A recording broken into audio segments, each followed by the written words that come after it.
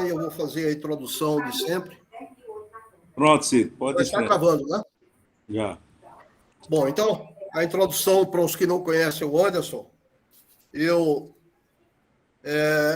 O Anderson ele estudou na graduação, a licenciatura e fez o mestrado aqui na UFPE, o doutorado do Imperial College em Londres e um pós-doutorado de 1 ano na Brown University em 1992. Quando ele foi para a Brown, ele já era contratado da UFPE, ele foi professor contratado a partir de 1990. Então, no segundo ano, depois do contrato, ele foi para a Brown. Atualmente, ele é professor titulado do Departamento de Física, é pesquisador 1A do CNPq, tem cerca de 300 artigos publicados, 9.700 citações no Google, índice H46. Anderson é membro da ABC, da Ordem Nacional do Mérito Científico e fellow da OSA. Ele orientou já 36 mestres e 20 doutores.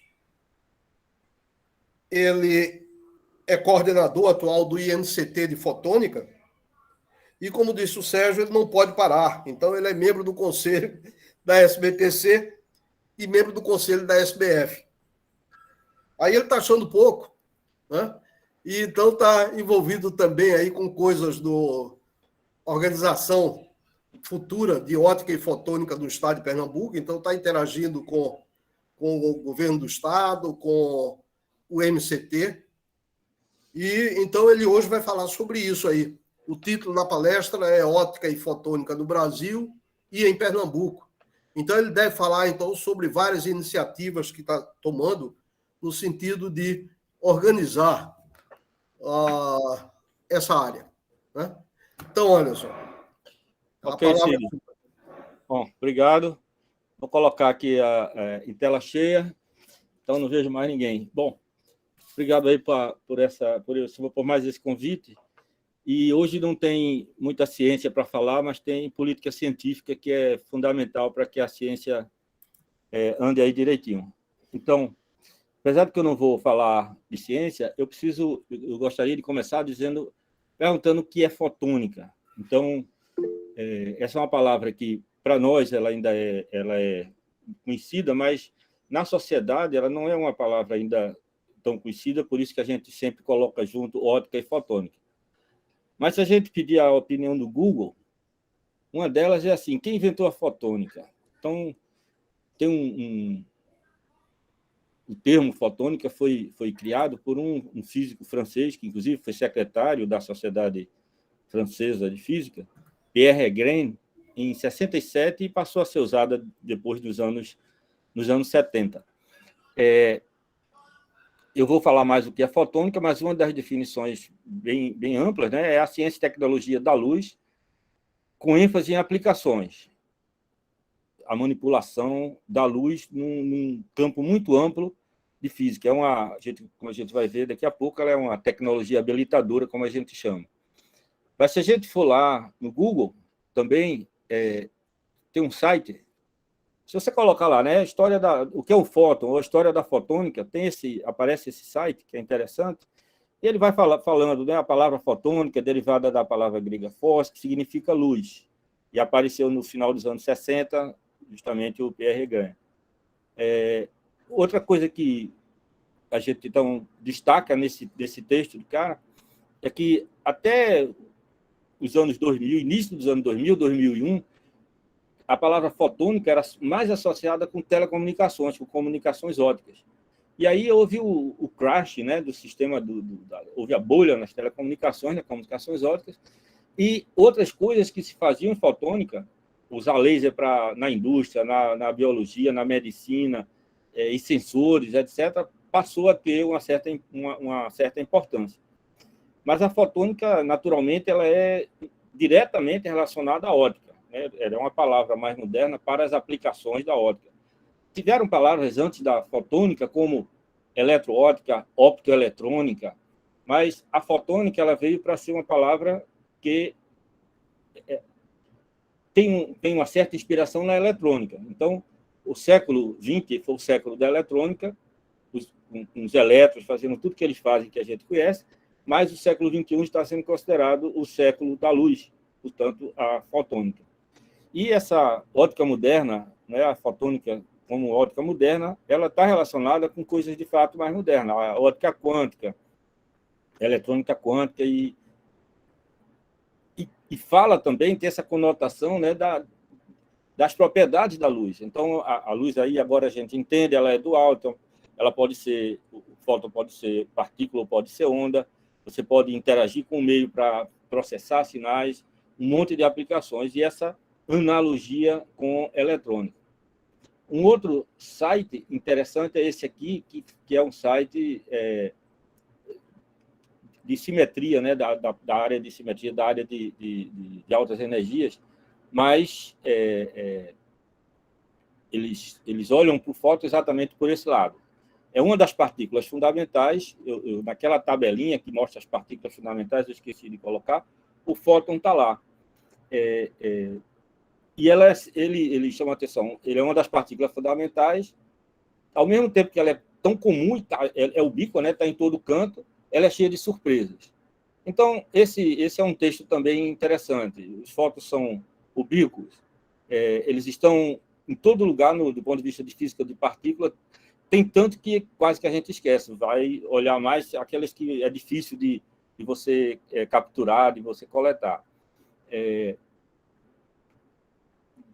De ondas para partículas, para bóson, né, o fóton bóson.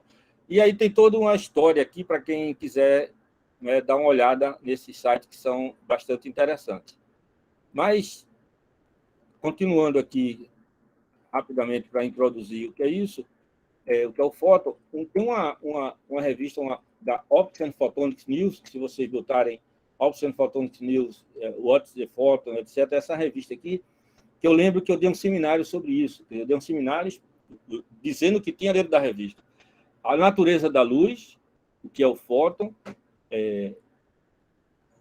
depois a luz reconsiderada, aí o que é o fóton, um artigo de um cara bem conhecido chamado Rodney Loudon, depois, no mesmo título, o que é o fóton, uma divisão diferente desse autor aqui, David Finkelstein, eu não conheço. O conceito do fóton revisitado, com nomes conhecidos também, como Scully e Zuberry, e o fóton olhado do ponto de vista do espaço de Wigner. Talvez o pessoal aí, o Daniel, Sandra, Tabosa, pudesse falar um dia sobre essas coisas aí, de um ponto de vista mais quântico.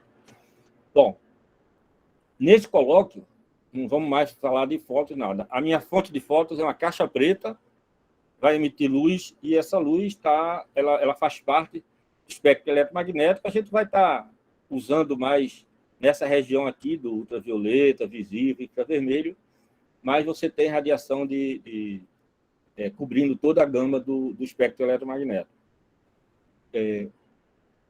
Eu gosto muito desse slide, que é da Sociedade Japonesa de Física Aplicada, que é explicando o que é a fotônica do ponto de vista de um roadmap.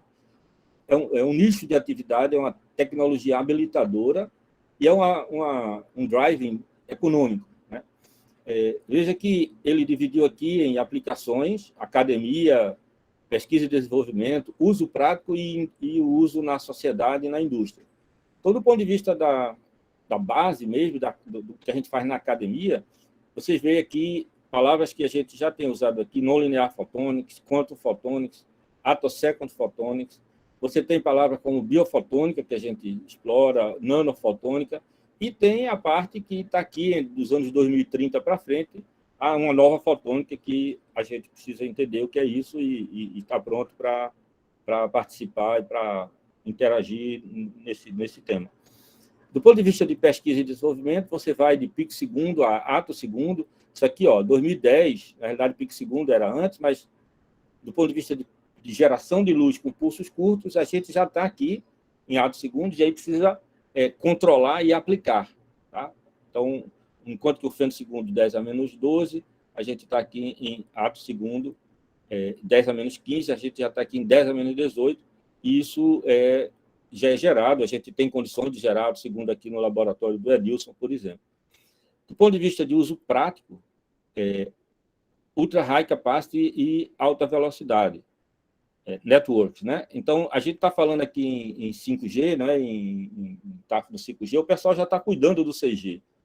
Então, a gente sempre está atrás, mas tudo isso tem como base você poder usar fotos, poder usar fotônica para transmitir a informação. A eletrônica não daria conta dessa tecnologia. E aplicações dessa tecnologia fotônica que está mais madura.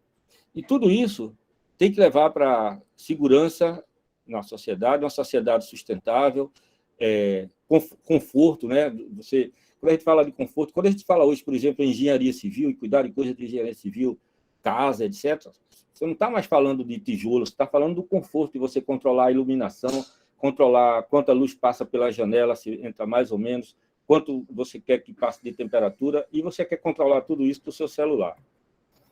Do ponto de vista básico e aplicado, são mais de 89 prêmios Nobel em ótica ou assuntos relacionados com ótica, tanto do ponto de vista básico, né? Vocês lembram de 2014, o Prêmio Nobel de Química pelo desenvolvimento de microscopia de fluorescência. O William Morner estava aqui em Recife, a notícia foi dada a ele estava no hotel lá em Boa Viagem, ele veio aqui a convite de Leonardo num workshop, ele estava se preparando para ir para casa e a esposa ligou de manhã que estava todo mundo atrás dele, ele estava com o celular desligado.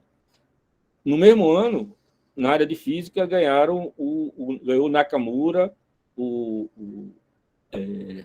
Hiroshi Amano e o Akazaki pela invenção do laser azul. Um laser azul completou azul, verde e vermelho, e você pode, então, do laser não, do LED.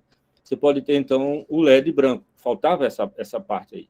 Então, são muitos. Mais recentemente, em 2018, a gente teve o Nobel por gerar laser de alta densidade. Bom, do ponto de vista então, que interessa a gente, vários países, a Europa, a Ásia, os Estados Unidos, têm o que a gente chama de roadmap. Eles têm um trabalho feito para ver como é que a ótica fotônica vai ser importante para a economia dos países, né? E para a economia global. Então, aqui tem exemplos da própria, hoje chama-se Óptica, mas era a Optical Society of America, tem um desses trabalhos, e eu só quero destacar aqui que isso aqui é o número de pessoas empregadas na área de fotônica. Taiwan, Japão, outros países, 110 mil, e veja que quando você fala de outros países, não tem nada aqui, a gente nem entra no mapa, né? Não entrava em 2000, quando isso foi feito, 2018 ou 2020, não lembro, mas não entra agora. Tá? O Instituto de Física, na Inglaterra, também tem um roadmap, e o que é interessante, quando as pessoas fazem esse roadmap, eles não dizem assim, vamos fazer a tecnologia disso, vamos desenvolver o laser assim, o detetor, não. Os desafios são, a sociedade está envelhecendo, a inteligência artificial e a economia alimentada por dados está aparecendo, está surgindo com muita força. Um crescimento limpo, mobilidade, segurança alimentar, a produtividade. Então, eles falam do que a gente quer e como é que as tecnologias, no caso, os habilitadores, quais são as tecnologias fotônicas que vão ajudar a habilitar, fazer com que essas coisas sejam, como é que a gente pode envelhecer melhor e por aí vai. De um ponto geral, a Europa tem um desses trabalhos bem feitos, dando exemplo de aplicação que vão desde shows, né? Aqui tem um cara, como é que chama? A Choque, não, como é que chama? Um DJ que usa laser o tempo todo. Ele tem mais laser do que a gente tudo junto aqui.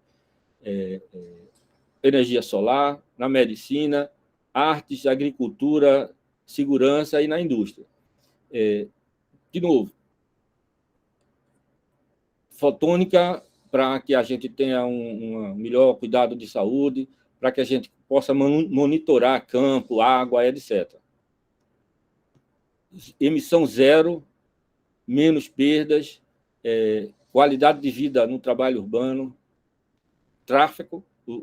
No tráfego, né, a gente quer a gente quer, de fato, ter aqui no vidro do carro, a gente olha para cá e sabe o que é que está acontecendo, temperatura, etc., olhando no vidro do carro, e isso sendo tudo alimentado, a imagem que vai aparecer aqui, vai estar alimentada pela energia solar. Então, isso não é falar disso no fim. E hoje a gente tem aí a indústria 4.0, que depende muito dos sensores que estão acoplados com os robôs que usam a ótica para ser mais rápido e não invasivo. Big Data, inovação, e o que a Europa tem feito é um exemplo a ser seguido. O futuro é fotônica e o Brasil tem ficado um pouquinho atrás. A gente, por exemplo, não tem um roadmap em fotônica. É algo que precisa ser construído. O que a gente tem é um mapeamento, e que é um mapeamento muito capenga, foi feito por uma pessoa que não é da área, mas não é o fato de não ser da área, mas foi feito em 2020 e muita gente ficou de fora. A gente aqui ficou de fora. Bom, no Brasil e na América Latina, a gente tem algumas coisas ligadas com ótica e fotônica, né? Então, a Sociedade Brasileira de Física, ela tem, desde sempre, há muito tempo, uma que a gente chama de seção de ótica. Sempre houve uma discussão de ter uma sociedade de ótica, isso nunca foi para frente, talvez por um tradicionalismo na Sociedade Brasileira de Física. Então, um grupo de pessoas, principalmente da área de comunicações ópticas, e aí várias outras pessoas de várias áreas participam da Sociedade Brasileira de Fotônica. Então, existe hoje uma Sociedade Brasileira de Fotônica, que está sendo ativa, ela ainda é pequena, tem, sei lá, talvez 200, 300 sócios, mas ela está ativa, está realizando conferências e está participando. Existem os Institutos Nacionais de Ciência e Tecnologia de Fotônica, existem os CEPIDs em São Paulo, que são centros lá de São Paulo com o dinheiro lá da FAPESP, e desses CEPIDs existem alguns de fotônica, e existem os grupos de pesquisa. Então, tem mais de 50 grupos de pesquisa trabalhando em ótica e fotônica. E eu vou falar do Instituto, da Iniciativa Brasileira e do CISFOTO. A IOP, que é o Instituto of Physics, tem uma página dedicada à América Latina, e a gente tem a conferência LAOP, né, a Latin American Optics and Photonics Conference, que é da OSA, que é a atual óptica, que começou aqui em 2010, iniciativa nossa, e volta para Recife no próximo ano, 7 a 11 de agosto, é a LAOP presencial, se não vai acontecer nada mais daqui para lá, e já vão se preparando aí, que vai ser uma conferência praticamente toda presencial, já está sendo trabalhada. Bom, a fotônica ela é considerada agora no Brasil, desde 2019, uma tecnologia estratégica. Ela passou a fazer parte do planejamento estratégico do Ministério, e antes mesmo dela fazer parte, da fotônica fazer parte como parte da estratégia de tecnologia, um dos grandes programas que deu sequência a programas menores são os Institutos Nacionais, os INCTs. São 133 INCTs que estão na sua segunda fase, perto de terminar. Eles terminam, nessa rodada termina em 22, e desses, pelo menos 5 são diretamente ligados com atuações fotônicas, entre eles o nosso aqui, o INCT de Fotônica, o Instituto Nacional de Ciência e Tecnologia em Fotônica Aplicada à Biologia, na Unicamp, um de Comunicações Ópticas, também da Unicamp, o de Ótica e Fotônica no Instituto de Física de São Carlos, que é coordenado por Vanderlei, e tem o de Informação Quântica, que eu não sei se agora está sendo coordenado no Rio de Janeiro ou em Belo Horizonte. Tem ainda outros que são relacionados, como o INCT de carbono, etc., de grafeno, e alguns outros, talvez 2 ou 3, que têm uma relação com usar a fotônica, mas a fotônica não é o foco. Bom, só para aproveitar aqui e dar um slide sobre o INCT de fotônica, eu coordeno, né? Então eu inventei que eu sou o CEO, porque essa palavra lá fora é conhecida, mas CEO para mim é coordenador e executive officer, é o cara que fica pagando as contas e fazendo tudo e coordena. Então, aqui nós estamos na segunda fase, como o Cid comentou, eu acho, e Cid coordenou a primeira fase, de 2008 a 2014, eu estou até de 16, 17 até 22, são 65 pesquisadores, cerca de 150 estudantes e pós-doc, São 10 grupos principais, 5 consolidados, 5 emergentes, e cerca de 11 associados. A gente tem 50 subprojetos em andamento e 3 áreas principais, a fotônica não linear, dispositivos, aplicações, óptico-microfluídica e biofotônica. E só para dar um resumo, a gente fez um relatório agora em junho, e no Info Fase 1 a gente tem esses números, né? Aqui só tem 3 indicadores, número de mestres formados, número de doutores e artigos publicados. E para a Fase 2 a gente fez uma meta. A meta era 70 mestres formados, era 150 doutores e 600 artigos publicados. Então, se a gente somar esses 2 números, isso aqui foi o relatório de 17 a 19 e de 19 a 21. Então, aqui a gente já atingiu a meta, aqui a gente atingiu 2/3 da meta, e aqui a gente atingiu a meta. Então, mesmo com pandemia, com tudo aí no meio, os indicadores quantitativos diretos, eles já satisfazem o que a gente propôs. Por outro lado, eu peguei aqui 3 exemplos de impacto dos trabalhos do Info, que são não são impacto numérico direto, é de qualidade, é de reconhecimento da comunidade. Vocês conhecem a revista chamada Scientific Reports, que é do Grupo Nature. 2020 foi completado os 60 anos do laser, da invenção do laser, e eles publicaram, então, escolheram Laser Advance, o editor escolheu 4 artigos para diversos tipos de laser. Em lasers aleatórios, dos 4 artigos, 2 artigos são de grupos do Info. Um é do nosso grupo aqui, inclusive com a participação da Univasf, e o outro do grupo do Kleber. Então, ou seja, metade do que os caras... né, você pode olhar para esse número do jeito que você quiser, mas metade do que o cara escolheu veio daqui do Brasil e veio do INCT de Fotônica. Isso obviamente, dá um certo orgulho. Naturalmente, o outro impacto é o mais recente, vocês já ouviram falar aí bastante, as citações nossas aí de trabalhos daqui no documento do Nobel, mas eu chamo a atenção que tem também o André Moura, que é de Arapiraca, que faz parte, tem também, em algum desses trabalhos aqui, tem o Albert, que é da Rural.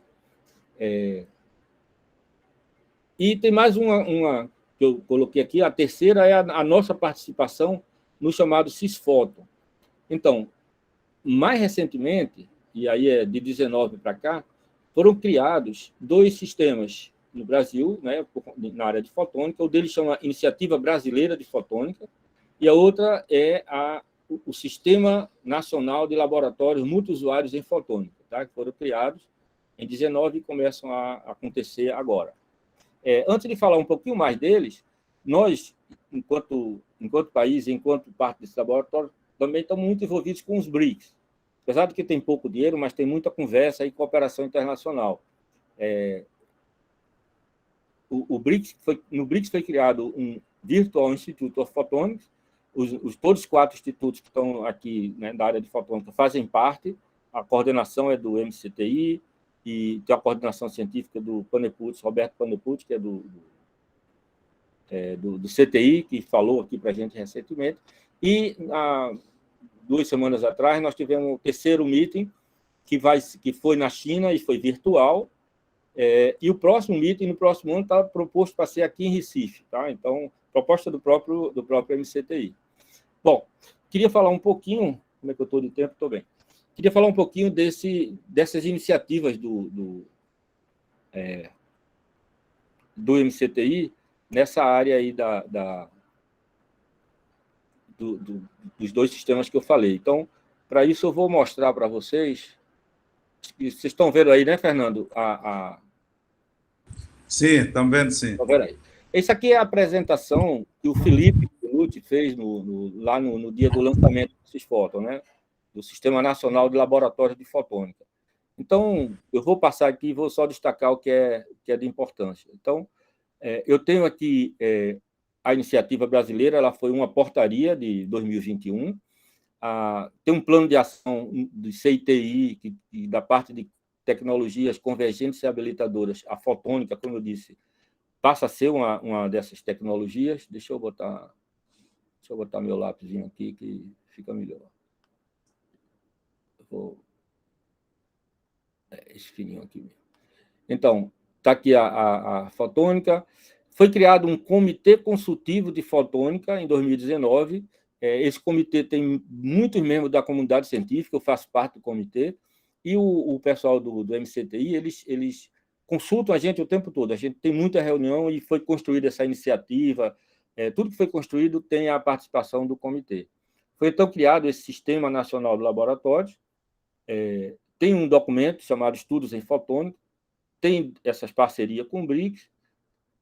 O próprio MCTI passou a celebrar o Dia Internacional da Luz, fazer parte, né? E existem algumas unidades de pesquisa que têm a ver. Então, os objetivos da iniciativa é ser uma espécie de guarda-chuva para gerar, né, atividades e promover a fotônica. Os setores são os setores no quais foram setores preferenciais, outros podem entrar, mas comunicações, saúde, energia, agricultura, meio ambiente, indústria, defesa, mobilidade e educação, as diversas tecnologias associadas, e aí não só tecnologias que você aplica lá no dia a dia diretamente, que a gente conhece mais, mas coisas ainda assim, com muita ciência, como a plasmônica, como ótica quântica, ótica não linear, metrologia e por aí vai. Bom, aqui eu vou passando, não vou entrar em detalhes aqui. O comitê consultivo ele é formado por especialistas, como eu comentei. Eu quero ir exatamente para o sistema, para o Sisfoton. Então, a primeira ação concreta dessa iniciativa foi criar um Sistema Nacional de Laboratórios. Não tem dinheiro, pouco dinheiro, o MCTI conseguiu R$5 milhões, e com esses 5 milhões ficou decidido criar 10 laboratórios e dividir até 500 mil para cada. Na verdade, foram criados 11 laboratórios, porque tem um que chama um laboratório integrador. Então, tem 440 mil, mais ou menos, para cada laboratório. E o que é interessante é que ele tem, né, vários objetivos, eu não vou entrar aqui no detalhe, mas destaques, né? Então, fortalecer e ampliar a pesquisa orientada por missão. Teve uma chamada pública, foram submetidas 45 propostas, ou seja, tem pelo menos 45 grupos que têm laboratórios em fotônica que estavam topando entrar num sistema desse, mas o MCTI queria laboratórios já mais bem estabelecidos. Então, foram selecionados 10 laboratórios, e já está aqui marcado. Os 10 laboratórios, boa parte, 9 deles, inclusive o laboratório integrador, eles estão no sul-sudeste, e a gente aqui na UFPE é o único no norte-nordeste. Bom, existem vários setores, foi feita uma matriz de setores econômicos e tecnologias, e cada laboratório, então, se enquadrou em alguma dessas áreas, de forma que essa matriz aí foi toda coberta. Depois eu vou falar da nossa. Quais são as premissas pelo laboratório? Uma delas é que o laboratório deve disponibilizar, no mínimo, 30% do tempo de uso, em horas, da sua estrutura e equipamento e expertise a usuários externos, tanto públicos quanto privados. Poderão ter prioridade nas políticas do MCTI, etc. E os serviços prestados pelo laboratório poderão ser cobrados dos seus usuários, e aí dependendo das normas internas da instituição que ele está vinculado. Então, isso é uma coisa também importante, eles ficaram de mandar umas placas, tem os vídeos. Bom, e aí depois tem os documentos, eu não vou aqui entrar em detalhes, já comentei sobre os BRICS, e é isso. Então, essas ações, elas... Então, tá aqui, tá bom, é isso aí.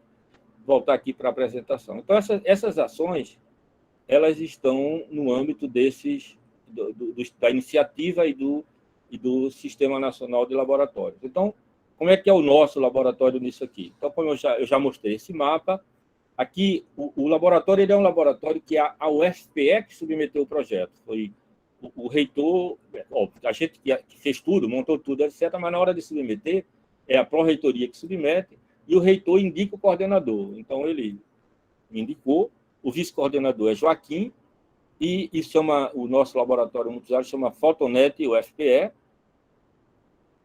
a gente tem um termo de adesão, ou seja, já está tudo documentado, diário oficial, etc. E nós aqui na UFPE, eu estou mostrando essa transparência, porque eu mostrei lá também, no dia da apresentação.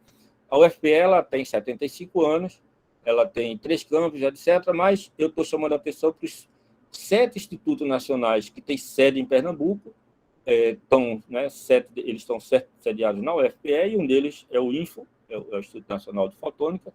Eu já mostrei esse mapa para vocês, mas já mostrei esse também. Aí agora eu quero... É o destaque que me chamou a atenção, que é, quando eu coloquei isso junto, nós do INFO estamos aqui, mas um dos 10 laboratórios está na UFG de Goiás, que faz parte do INFO. O outro está no CNEM, que é o IPEM, que faz parte do INFO. O outro está na Unesp, que é de Araraquara, o Sidney, que faz parte do INFO. A FATEC também está vinculada ao CNEM, de forma que metade do Cisfóton está dentro do INFO. Ou seja, aí eu passei a fazer uma leitura assim. A gente já criou, e isso já é conhecido, a gente já criou em Pernambuco uma capacidade muito grande científica e fotônica. Essa capacidade ela é nacional, a gente agrega aí em todos esses laboratórios. E agora a gente tem uma oportunidade onde a gente tem laboratórios multiusuários, que eu vou explicar quais são, e esses laboratórios podem estar atendendo a sociedade mais diretamente, em coisa mais aplicada. E está na hora da gente fazer, já passou para mim da hora da gente transbordar. Então, fotônica ela é tão ubíqua e tão importante quanto software. Sem software, sem fotônica, acabou. Podem parar para pensar no que eu estou dizendo. Pega o celular de vocês para ver ele, já está cheio de fóton ali, para poder a câmera vir. Apaga a luz, você não vê nada, mas aí vê porque tem um LED lá. E aí, por aí vai. Isso aí é um outro seminário. O celular. Bom, quais são os laboratórios do Fotonet UFPE? No departamento de Física, a Química Fundamental e o departamento de Eletrônica e Sistemas. Essa chamada era um laboratório por instituição. Então, a gente não pôde fazer colaboração, por exemplo, com a Univasf ou com a UPE. A gente está fazendo essa montagem agora. As linhas de pesquisa são as nossas linhas de pesquisa, tanto as nossas da Física, quanto da Química, quanto da Engenharia. As oficinas e os laboratórios de apoio, eles são os mesmos que já existem, em todos eles. As técnicas disponíveis, eu não vou entrar em detalhe, mas são técnicas que são já usuais nos nossos departamentos, nos nossos laboratórios. São, eu disse, vários laboratórios, alguns deles, por exemplo, o nosso laboratório aqui, Nanofentolab, já é um multiusuário, ele próprio. A Química tem laboratórios multiusuários, também a Engenharia Eletrônica. Então, é o conjunto desses laboratórios que forma esse Fotonet UFPE. Bom, no nosso caso, a gente selecionou fibras ópticas, dispositivos fotônicos para aplicações em saúde e comunicações, rede e sistema de comunicações, materiais avançados para a fotônica, com aplicação em educação, ótica clássica, quântica e não linear, e sensores, diversos tipos de sensores, a gente escolheu saúde. Por que a gente escolheu isso? Porque a gente só podia escolher 5 setores e 3 tecnologias para cada setor. Mas, de fato, a gente pode trabalhar com ótica integrada, a gente pode trabalhar com lasers, alta potência, etc. A gente pode trabalhar com nanofotônica e plasmônica e com instrumentação óptica, etc. Então, do ponto de vista para a sociedade, a gente pode atuar em todas essas áreas. Para ganhar o projeto e para não ficar fora do edital, a gente teve que escolher algumas. Bom, a equipe é formada por vários pesquisadores aqui de óptica do departamento, mais o pessoal da Engenharia e da Química Fundamental, e mais os pós-docs, estudantes, e a gente tem 2 técnicos para trabalhar. Um desses técnicos, já aprovado pelo departamento e aprovado pelo CNPq, é um técnico que é funcionário nosso, que tem um doutorado, que é o Alisson. Então, a gente solicitou, e isso é permitido, eu não sabia como é que era permitido, mas é permitido. O Alisson, então, coloca uma parte do tempo dele nesses laboratórios, e ele recebe 60% da bolsa, que é uma bolsa DTI-B. Então, ele já está aqui trabalhando o tempo todo, então isso não atrapalha as tarefas dele nos laboratórios de ensino, foi conversado com todo mundo e eu achei isso importante e a gente vai avaliando isso ao longo desse ano. E tem mais uma bolsa que é para contratar alguém para trabalhar no FIB, que atende não só a ótica, atende todo o departamento, e esse a gente está selecionando alguém que tenha disponibilidade de vir para cá. A bolsa não é muito alta, mas se alguém souber, a bolsa é R$4.000, é DTI-A, e aí ele deve ficar aqui tempo integral, e mesmo que, minimamente, ele deve ter uma experiência em MEV para que a gente, então, possa treiná-lo no FIB, mandar para algum lugar para treinar. Bom, isso aqui é como nós, né, então, na agenda nacional, qual é a situação, né, como é que está a fotônica. E aí a gente, ao perceber essa dinâmica que a gente tem, eu vi uma oportunidade de botar tempo nesse negócio. Então, em agosto de 21, eu inventei esse negócio, uma agenda para inovação em fotônica em Pernambuco. Isso aí me mexendo. Energia solar já está aí no mercado, é algo de mercado para geração de energia elétrica, mas vocês vão ver que tem outras possibilidades. Aqui na chamada a tecnologia no setor médico, aqui, é bem conhecido que Pernambuco é um dos polos de tecnologia, mas o pessoal compra tudo. Aqui é pouca coisa de desenvolver. Os lasers são comprados, equipamentos são comprados, não tem custo, não tem gente, nada. Então, essa é uma área que a gente já está mexendo e, obviamente, tem a gente aqui agora para fazer isso. Em Pernambuco, o que é que a gente tem? A gente tem em Recife, tudo que eu já mostrei para vocês, o INCT, vários departamentos, odontologia, biofísica, a UPE, a gente tem o Instituto Federal, que não tem nada de fotônica ainda, tanto quanto eu saiba, apesar de que recentemente, antes da pandemia, eu vi notícia de que eles estavam fazendo um convênio com alguma empresa para dar um curso de treinamento para aqueles caras que emendam fibra ótica. Era o curso básico de fibra ótica. Então, está na minha lista o IF para ir conversar. A SES Unita, lá, a Cláudia Brainer, que foi minha aluna, é professora lá, tem um laboratório lá, ela faz parte do INCT de fotônica, e a Univasf também faz parte, tem um laboratório, e a ideia é que agora o Fotonet, o FPE, catalise essas coisas, porque a gente tem um potencial. A gente tem uma indústria de vidro importante do Brenan, a gente tem um polo de tecnologia médica, a gente tem uma indústria automobilística, a gente tem a indústria naval, a gente tem o Instituto Tecnológico, a gente tem o Parquetel, a gente tem o Porto Digital. O Porto Digital, o CESA no Porto Digital, é uma unidade da Embrapi para a internet das coisas. Internet das coisas, ela precisa das coisas. E as coisas é fotônica. Então, já conversei com o Silvio Meira e com o Fred, que é o cara que cuida dessa parte, e a interação já está aberta. Só falta chegar o que fazer, está chegando.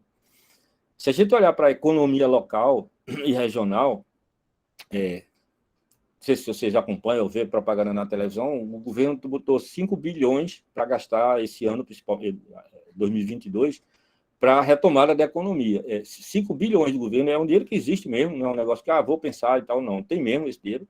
E tem todo um processo de geração de 133 mil empregos e mais um aporte de quase 40 bilhões da indústria. E aí, se eu pego a apresentação toda que tem deles, está dizendo qual é a indústria, quanto tem, onde é que está andando, e se você passar aí pelo interior, eu recentemente fui para vários lugares no interior, e a coisa está andando mesmo. E boa parte desses empregos são nessas indústrias, são empregos diretos agora e depois fica, né, no caso de hospital, vocês estão vendo aí, basta ver esse varejo aí, essa loja de varejo aí, que se vocês andarem em Pernambuco, em toda a cidade praticamente tem um. E isso os caras constroem e tal e mantêm um número de empregos. A gente tem centros privados de P&D em Pernambuco, né? Tem vários deles, FITEC, tem uma coisa chamada Instituto Senai, tem o Instituto Sueli Galdino, que é daqui. Então, e tem vários outros atores. Tem a FACEP, que aportou um bom recurso nessa parte de apoio, eu vou mostrar daqui a pouco. Tem o CETENE, que a gente ainda não interagiu, mas também vai colocar no sistema. O próprio Parquetel, o ITEP, e isso com apoio também da Secretaria. Existem algumas competências industriais de Pernambuco, que a gente, às vezes, para a gente, ela não conta. A gente faz muito pouca coisa. O pessoal de Química chega mais perto, mas a gente faz muito pouca coisa com a indústria têxtil. Eu vou mostrar para vocês o que é que tem para fazer. Bom, na indústria têxtil, a gente tem tecidos inteligentes, nanotecnologia. E na parte da indústria automobilística. Claro que a Fiat, né, aqui, que tem outro nome agora, eles importam tudo e tal, mas a demanda vai aumentar e eles têm um número. Se a demanda for a partir de um certo número de carros por mês, eles passam a fazer os componentes aqui. Se for abaixo, é mais barato importar. E essa coisa vai voltar. Então, é bom a gente estar preparado. Bom, o pessoal de química tem todo um aparato e um material para trabalhar com nanopartículas, e aqui a gente faz um pouco, CID particular, na área de materiais, estou falando para a fotônica, mas o pessoal faz nanopartículas que tem aplicação em nanoteragnóstica. E essa coisa de nanoteragnóstica está cada vez mais próximo das aplicações e precisa ter empresa com isso. E a gente tem competência aqui para fazer essa sinergia. A Engenharia Eletrônica de Sistemas, o grupo lá de Joaquim e dos outros, a Padtech é uma empresa, é a maior empresa de telecom privada do Brasil, e a ferramenta de planejamento de redes ópticas dele foi desenvolvida aqui, pelo grupo do Joaquim, num convênio direto.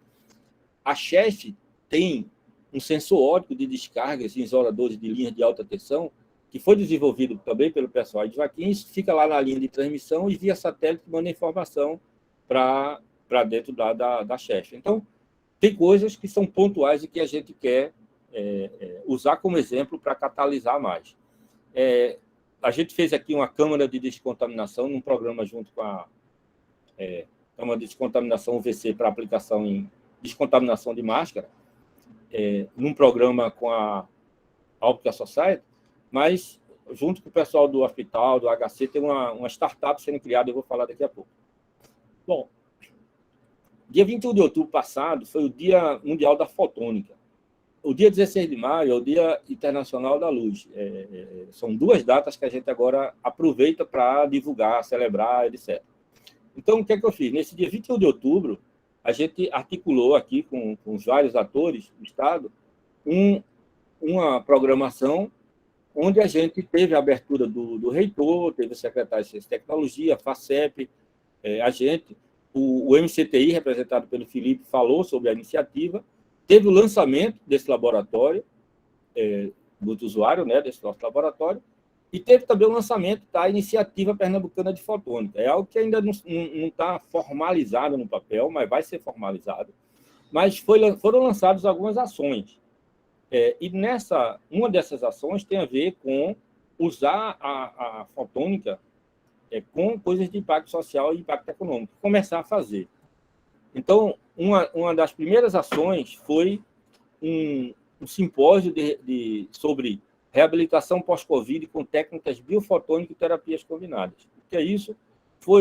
Isso aí é uma ideia de Vanderlei Banhato. Eu estive lá em São Carlos conversando com o Vanderlei, que tem muita coisa, e a gente está colaborando, ele está ajudando muito. Então, a gente reproduziu aqui um webinário para usar laser LED para tratamento de sequela pós-Covid e, para nós aqui, sequela pós-chikungunya, aquele pessoal que fica com dores, fica com problema no rosto, etc. Tem vários problemas que as tecnologias, os tratamentos convencionais, as terapias convencionais, elas são muito ajudadas quando você usa luz. Acelera todo o processo da maioria desses problemas. Isso é algo cientificamente e também clinicamente comprovado.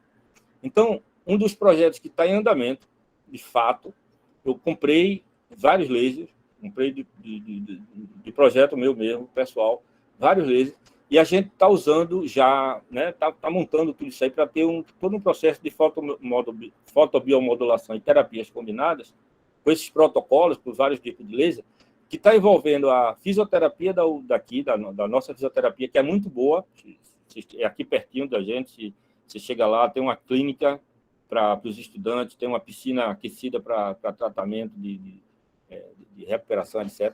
Junto com o pessoal da reumatologia, com quem eu já trabalho há um tempo, usando tomografia óptica, etc. Junto com o pessoal de odontologia, através do Centro de Ensino e Pesquisa de Laser, que a gente faz parte lá. A fonoaudiologia, aqui da Federal também. Nós, do Fotonet UFPE e do INFO. E fisioterapia lá no campus Petrolina da UPE. Tá? Então, tem lá também fisioterapia. E toda essa coisa aqui está sendo tudo articulada. Onde é que a gente esbarra? A gente esbarra na falta de pessoas. Tá? Então, vou ter uma reunião com o reitor na próxima semana para arrumar bolsa, arrumar tudo, para botar gente para poder atender a sociedade. Senão, hoje, você vai atender 2 vezes por semana, 5 pessoas, 10 pessoas por semana é muito pouco. A gente quer que atenda pelo menos 10 a 15 pessoas por dia. E, para isso, a gente precisa de gente, pelo menos toda tarde, atuando, o espaço a gente tem. Então, isso aqui, daqui a pouco, vai estar... A ideia é a gente... O que é que a gente faz nisso? A gente apoia, a gente capacita as pessoas no uso do laser e a gente acompanha se o laser está com uma potência boa, etc., e puxando cientificamente. No ITEP, que é aqui do lado, a gente está criando uma coisa chamada Central de Apoio Tecnológico e Fotônica. A missão é apoiar o desenvolvimento. A missão qual é a ideia no ITEP? A ideia é ter um lugar para onde gente com mestrado, com doutorado, com pós-doutorado, que não está na universidade ou que tem um viés de dizer eu quero fazer coisas mais aplicadas, tem um lugar para ir que não é só o que a gente tem feito aqui, um pouquinho, muito pouco. Então, a gente já começou a implantação lá, com 2 áreas. Deixa eu ver se está aqui. Tá. As 2 áreas são exatamente o uso de radiação UVC e o uso de laser LED. E a gente está... A Secretaria está colocando um recurso através do qual a gente vai poder ter, no próximo ano, 2 a 3 bolsistas, mestrado ou doutorado, num laboratório lá no ITEP, para começar a fazer esses trabalhos. Mais importante, nesse ambiente, a gente conseguiu colocar dinheiro exclusivamente para startups, para incubadas, né, em fotônica. Então, não sei se já fechou, mas tem 2 editais da FACEP, que é para pró-startups, né?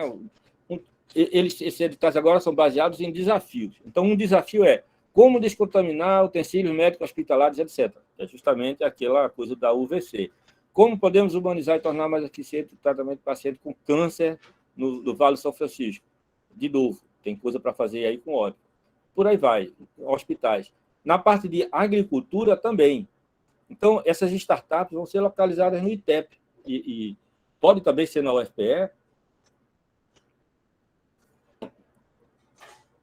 mas a gente quer fazer com que o ITEP seja esse local também onde a gente possa descentralizar as coisas da própria universidade. Eu vou dar 2 exemplos de coisas que a gente tem feito aqui, né, junto com o pessoal do hospital. Aqui é um exemplo de um desenvolvimento de um dispositivo de mão, sem fio, é uma câmerazinha de mão, tá?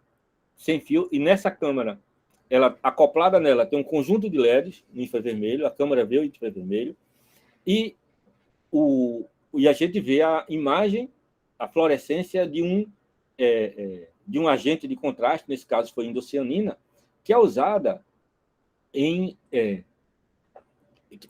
cirurgia. Essas figurinhas aqui embaixo são uma parte do corpo humano que, vocês estão vendo aqui a fluorescência, foi retirada de uma cirurgia que tem câncer, e quando você coloca a indocianina, ela se espalha, e onde está a parte mais cancerígena, a indocianina se agarra e você pode ver a fluorescência.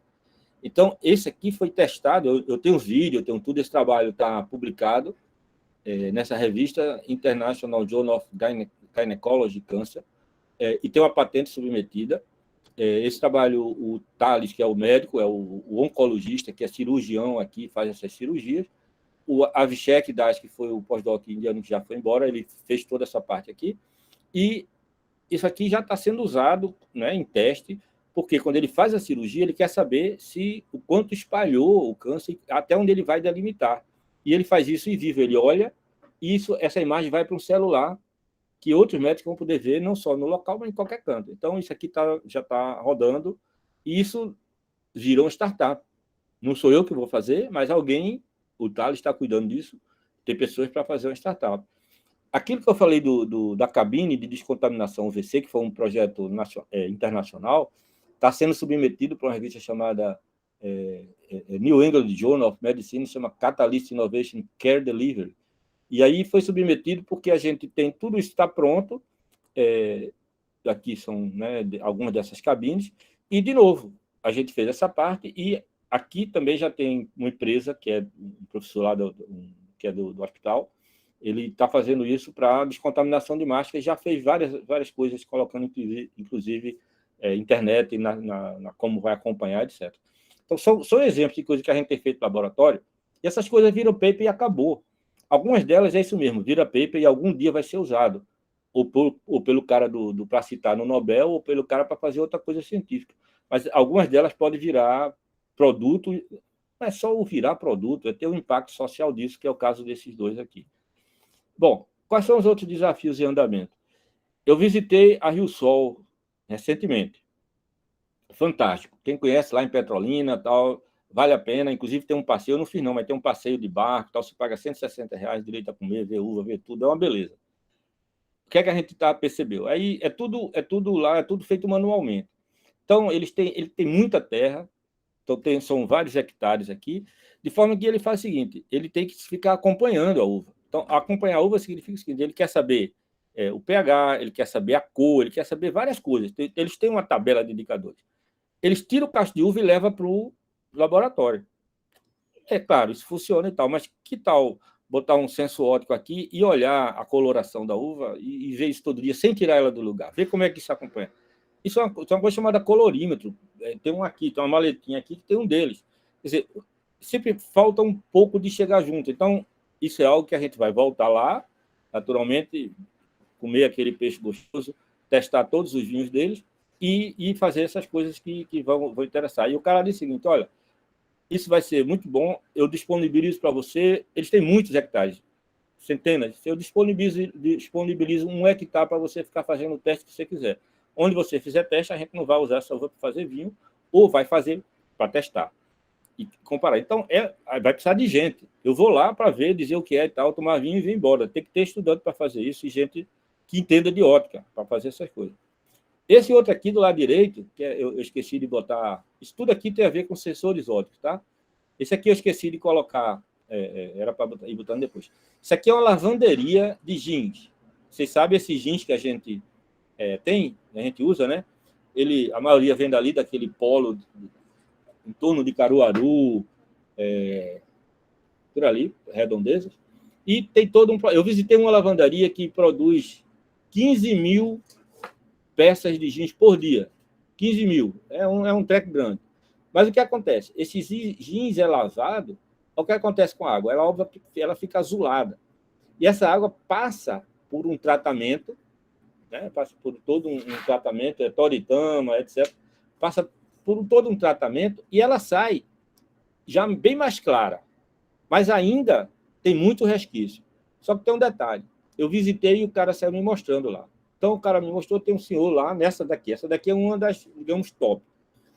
O cara, ele chega aqui, nessa parte final, ele recolhe essa água, bota aqui, e ele olha para ver, depois a cada meia hora ele passa lá, para ver quanto decantou, para ver se ela está limpa ou não. No olhômetro. Tira um pouquinho e leva para medir o pH, não sei o quê. Quando esse cara se aposentar, para não dizer outra coisa, que a idade vai acontecer com ele, como vai acontecer com todo mundo, ele disse que não tem ninguém para ficar no lugar dele. Ele disse assim, os filhos do homem não querem nem saber disso. Fica no escritório. Mas é aí, de novo, que entra os sensores ópticos. Pode ter sensor aqui para pH, para um monte de coisa, e manda para o escritório do cara. Então, nós vamos voltar lá. Muitas dessas coisas já existem. A gente vai, obviamente, botar um valor agregado e ir para frente. Mas eu estou dando 2 exemplos de oportunidade. E, finalmente, eu estou quase concluindo, a gente vai ter aqui, em fevereiro, uma reunião de 2 dias, onde a gente vai ter... essa reunião tem como objetivo olhar para a indústria de maior porte, aí a indústria automotiva e a indústria de vidro. Ela vai ter a participação do diretor científico da Marinha, da ONA, da parte científica da Marinha Americana, vai ter o Paras Prasad, porque a gente discutiu aí uma ideia que coisas que a gente pode fazer aqui, junto com o próprio Paras, e que ele tem empresas também, etc., que é usando toda a competência que a gente tem aqui em nanopartículas de terras raras, imagem, etc. Essa indústria automotiva que a gente já deu toque para os caras, eles gostaram da ideia, falta conversar com o pessoal do vidro, e desenvolver aqui esse sistema para colocar no vidro do carro, onde o cara vai olhar no vidro do carro e ver o mapa, que a gente fica olhando no celular, o Waze, etc. A gente tem que ir para isso. Ciência para isso a gente tem. Falta o salto tecnológico, e daí entra o César, que manja muito disso, e essa reunião em fevereiro é para catalisar ver como é que aparece dinheiro. A gente está falando de um projeto relativamente grande, de $1 milhão para 3 a 4 anos, para a gente gerar essa tecnologia e dominar e fazer. Ela existe hoje em alguns lugares, alguns carros. Eu não gostei da cor da Ferrari, que tinha isso, não comprei, mas existe. Não é novidade, mas a novidade é ter aqui. No Brasil, ninguém mexe com isso ainda, não. Então, isso aqui vai ser em fevereiro e eu deixarei vocês antenados, e isso vai fazer parte aí dessa iniciativa pernambucana de fotônica. Então, eu estou concluindo. A gente precisa consolidar a iniciativa. Tá? Consolidar a iniciativa, primeiro aqui, né, nossa e tal, mas a gente precisa também aproveitar o momento e criar novas oportunidades. Veja, a gente tem uma oportunidade de ter um impacto disso tudo que eu estou falando no Nordeste e no Norte, não tem nada. Isso a gente pode... E ter as colaborações internacionais, tanto dentro do BRICS, a China, principalmente, e a Índia, tem muita coisa disso, e a gente pode começar cientificamente, como já existe, e ir para frente. E o Walter Margulho, que vocês conhecem, ele já está no Brasil, ele saiu, ele aposentou de lá, mas continua um contato forte para a gente trazer toda uma área de dispositivos e sensores de fibra para cá. Tá? Inclusive com tratamento com coisas para medir, coisas de Covid, etc., SARS-CoV-2, etc. Então, gente, era isso que eu queria falar para vocês. Eu quero concluir aqui. Cadê aqui? Eu preciso voltar aqui e dizer que a luz ela é realmente fantástica, que eu estou agora... A luz sai direto dos olhos. Eu e Melissa, a gente fica danado aí. Do olho agora laser, e a laser azul. Muito obrigado a todos. Anderson, muito obrigado aí. Vamos aplaudir o Anderson aí pelo...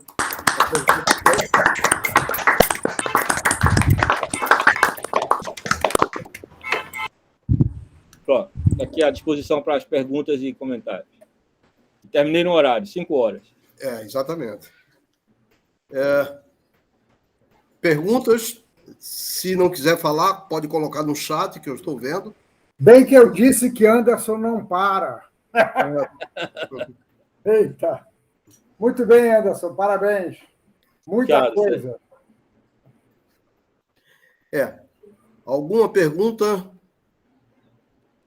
Algum futuro candidato a empresário nessas startups aí que o Anderson chama atenção?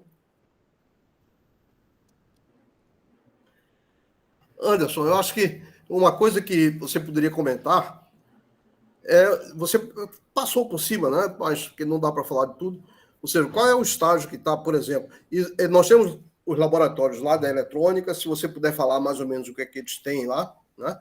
Tem um laboratório lá da UPE também, né? Tem um lá no Parquetel, tem outro lá junto do Clube Internacional. Faz um comentário geral sobre o que tem nesses laboratórios. Isso, então, na engenharia eletrônica, o pessoal tem estão bem equipado para trabalhar com fibras óticas, comunicações óticas, fazer fibras especiais. A gente faz uma fibra chamada fibra D. A fibra D, a fibra ela é cilíndrica, né? E tem um núcleo. Então, para você chegar mais perto do núcleo, você consegue clivar a fibra, raspar, fazer uma ablação na fibra, de forma que você chega bem perto do núcleo, e ali você pode usar aquilo para fazer um sensor. A luz passa pelo núcleo da fibra, mas o sensor está ali muito perto e você pode usar essa tecnologia. E eles têm essa tecnologia para fazer isso, que tem várias aplicações. Além de ter toda uma parte de software para desenvolver esses controles de sistema de comunicações óticas. São softwares especializados e não é uma coisa tão comercialmente explorada e tal. Então, eles têm tem muita coisa para fazer nisso daí, na área da engenharia. Tem também lá a parte de biofotônica, o Renato Araújo tem os OCTs, tomógrafo óptico, que tem muita aplicação que a gente não explora. Eu tive uma reunião hoje no ITEP com pessoas da área farmacêutica e que trabalham aqui. Eu vou visitar, eu fiquei muito impressionado. O Sérgio conhece, talvez alguns de vocês conheçam, o Davi Santana, o Lula Reis, um cara chamado Danilo. Eles estão num nível altíssimo de tratamento, de fazer testes de medicamentos. E um dos testes que são feitos são testes de penetrabilidade. Então, quando você passa uma pomada tópica, etc., antes da pomada ser aprovada, ela tem que saber quanto penetra, etc. Eles têm todo um aparato. E aí, lá numa certa hora, eles disseram assim, olha, a gente usa pele, a gente tira a pele das pessoas ou faz artificial e mede a espessura e vê quanto penetra. Como é que eles medem? Eles têm um negócio lá, medida elétrica e tal. Pô, isso o OCT pode fazer, é uma coisa de 200 mil. Então, existe todo um campo, isso é uma coisa que lá pode fazer, lá na eletrônica com a tomografia óptica, como aqui também. Então, a eletrônica tem toda essa parte de comunicações, de fibra óptica, de sensores.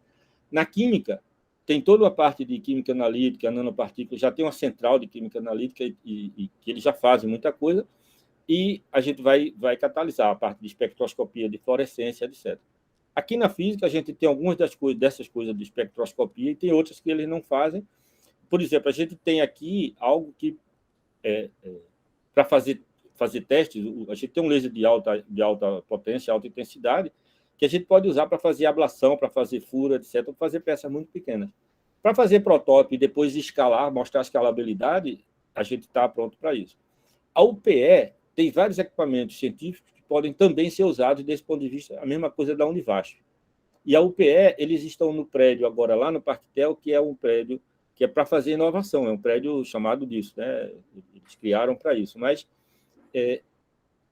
essa conversa da universidade com a indústria, ela praticamente não existe, principalmente aqui em Pernambuco. São Paulo já é mais arrojado e já trabalha há muito tempo nisso. As competências existem, as competências científicas, só a gente tem competência tecnológica, a gente não junta tudo isso e precisa isso ser estimulado. Aí essa é a diferença, quer dizer, a novidade é essa. Só que a gente não entende de transferência de tecnologia, de comercializar a tecnologia, etc. Aí, entre os outros atores, como o próprio César, tem o Senai, que a gente... Aqui tem o Instituto Senai.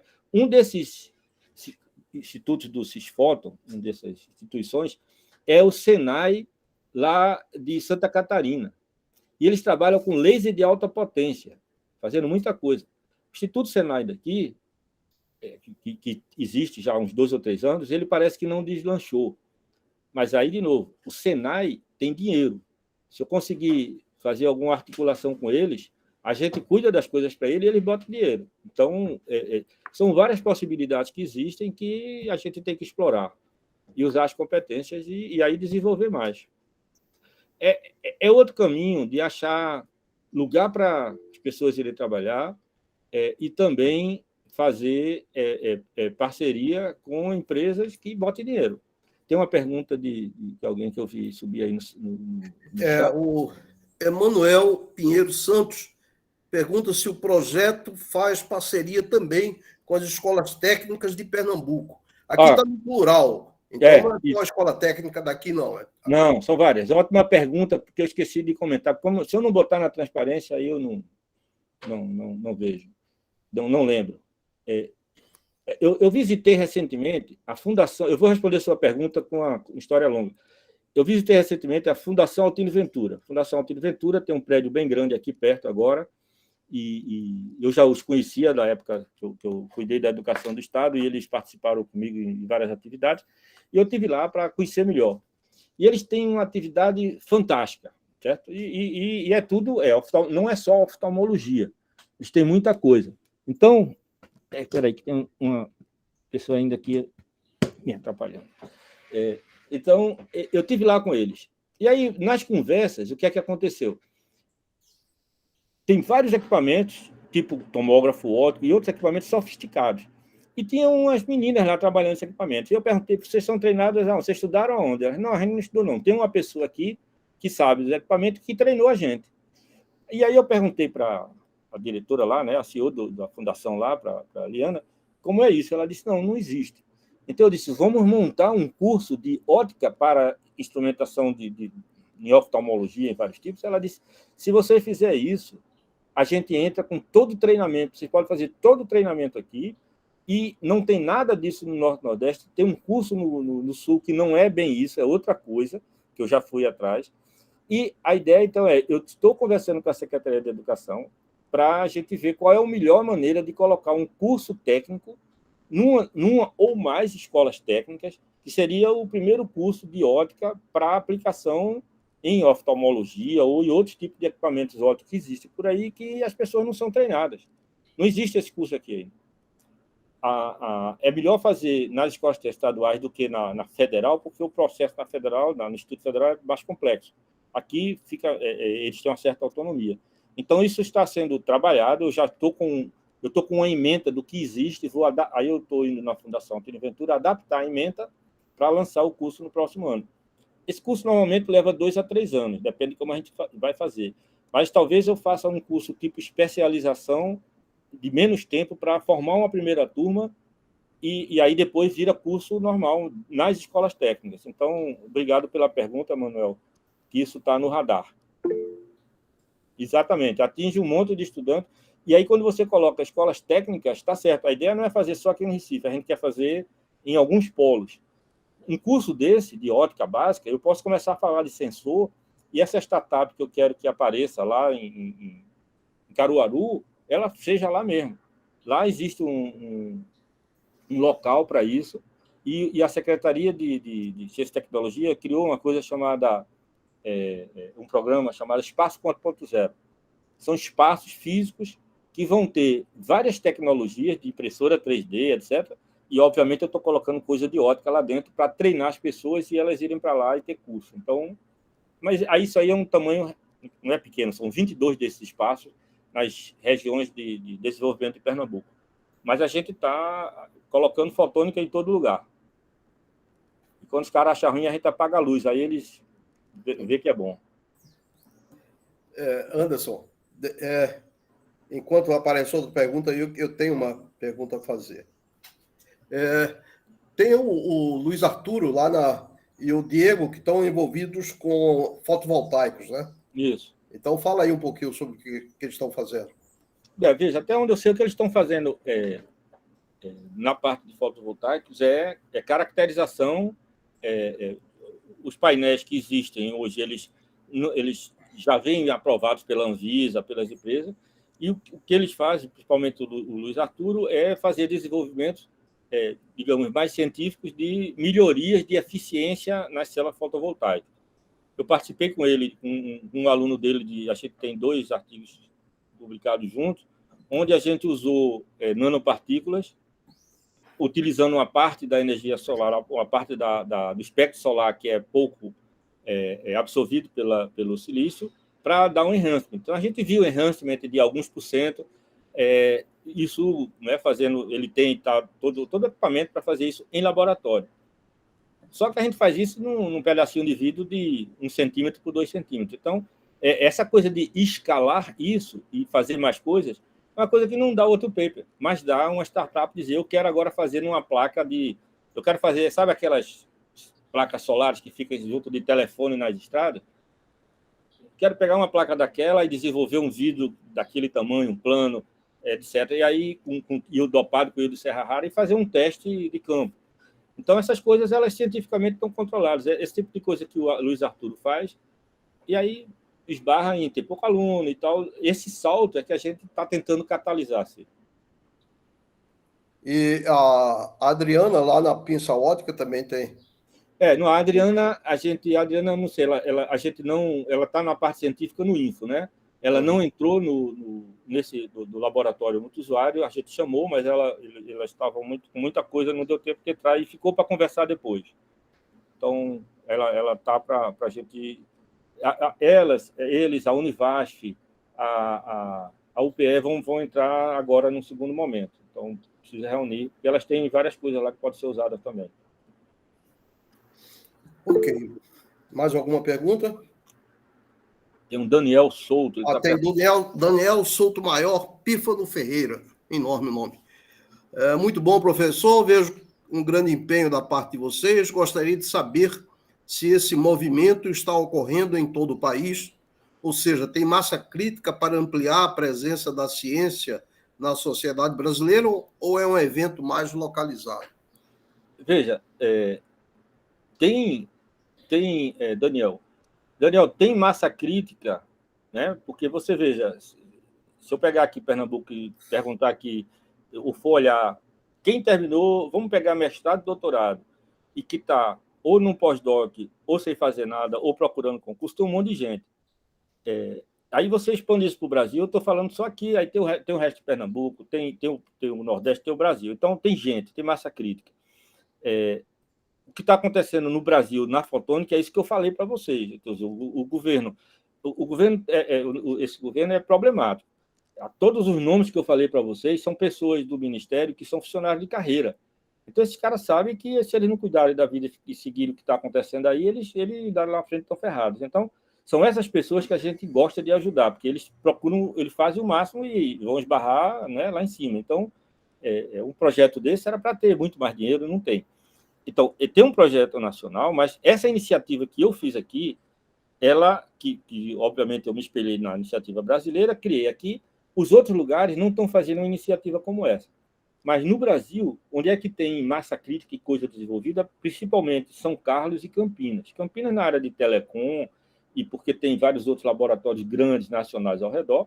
São Carlos criou essa competência há muito tempo, ou seja, se ele vai lembrar aí, né? São Carlos, eu não sei, em termos de idade, o Instituto de Física de Ótica lá, não sei se é da mesma idade ou mais velho do que o nosso, ou quanto tempo, mas ele já mais de 20 anos. Bom, com certeza, eu vou falar o Jarbas, o Vanderlei e o Jarbas, que são duas pessoas que se mexem muito com isso lá. O Vanderlei voltou do doutorado comigo. E aí, o que eu estou tentando fazer agora, o Vanderlei faz lá há muito tempo e o Jarbas já tinha começado a fazer. Então, lá tem massa crítica, lá roda, tem mais de 20 empresas, tem um monte de coisa. Entra lá no site que você vê. Ao fazer isso aqui, para o resto do Nordeste não tem nada. Mas a Bahia também não tem nada. A Santa Catarina tem alguma coisa. Rio Grande do Sul tinha mais coisa, porque eles têm uma indústria muito forte lá. E tinha o cara o Jornada, que fazia muito isso, mas eu não sei como está agora. Mas a fotônica, se eu olho para o mapa mundial, no Brasil ela praticamente não existe. Existe cientificamente, mas não existe do ponto de vista de tecnologia. E a gente tem que começar um pouquinho mesmo, com iniciativas pequenas, individuais, aí, como você está dizendo, mas fazendo barulho. E a Embrapi?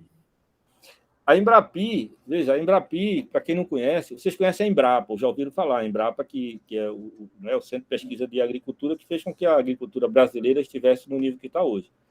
A Embrapi foi criada, eu não sei, talvez Sérgio deva lembrar, o próprio Cid, aí, quando foi criada a Embrapi, vários anos atrás, tem mais de 5, talvez 10 anos, não sei, mas foi criada para catalisar esse movimento das universidades e de quem gera conhecimento com as indústrias. Como é que funciona a Embrapi? Eles colocam dinheiro, né, em projetos, onde você propõe projetos que venham agregados com valor industrial. E o dinheiro é entregue ao pesquisador para ser dividido, para ser usado uma divisão A3. A instituição bota 1/3 do valor do projeto, então um cara chega e diz, eu quero desenvolver uma câmara UVC. Quanto vai custar esse desenvolvimento? Vai custar R$500 mil. Desses R$500 mil, 1/3 é a universidade que vai botar o pessoal dela, etc. Estrutura, etc. 1/3 é da empresa em dinheiro e 1/3 é da Embrapi em dinheiro que está na conta do pesquisador. E aí, como usar esse dinheiro? Ele diz, preciso de comprar isso, ele compra, preciso de contratar, ele contrata. Aqui em Pernambuco só tem uma Embrapi, que é essa que eu falei, que é a do César, que é de Internet das Coisas, porque o César já tem interação com a empresa. Então, uma premissa é ter interação com a empresa. A gente não consegue entrar na Embrapi, a gente não tinha interação com a empresa, vai começar até agora. Mas a Embrapi é algo que está funcionando muito bem. O Vanderlei, por exemplo, tem a Embrapi, ele tem a Embrapi que ganhou na primeira rodada 14 milhões. E ele dobrou, fez virar 28, porque cada 500 que ele botava, o outro tinha que vir com 500. Então, esse é um exemplo bom. De novo, o dinheiro ainda parece muito, mas ainda é pouco, porque pode ter muita coisa aí acontecendo. Ok, mais alguma pergunta? Bom, se não tem mais perguntas, então vamos agradecer novamente ao Anderson. Tá bom. Obrigado, Anderson. Até. Valeu, Anderson. Tá bom, abraço a todos. E agora eu vou voltar aqui para terminar o outro paper. Tá bom. Então, até uma próxima sexta-feira com mais um